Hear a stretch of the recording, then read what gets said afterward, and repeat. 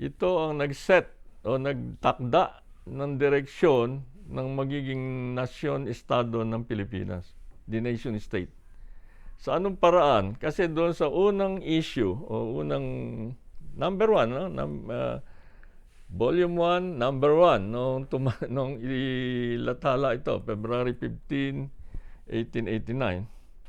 Doon sa editorial nun, basahin mong mabuti yon at makikita mo na doon itinakda na nila kung ano ang magiging direksyon ng kanilang pahayagan. Yung pahayagan na yon ay isang republikano at isang demokratikong pahayagan na ang talagang nilalayon ay maitatag ang isang demokratiko at republikanong Pilipinas.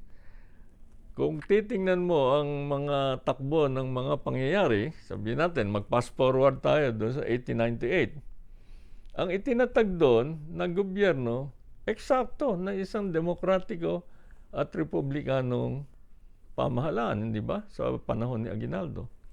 So, yung ideolohiya mismo, kaya sa akin, revolusyonaryo yon.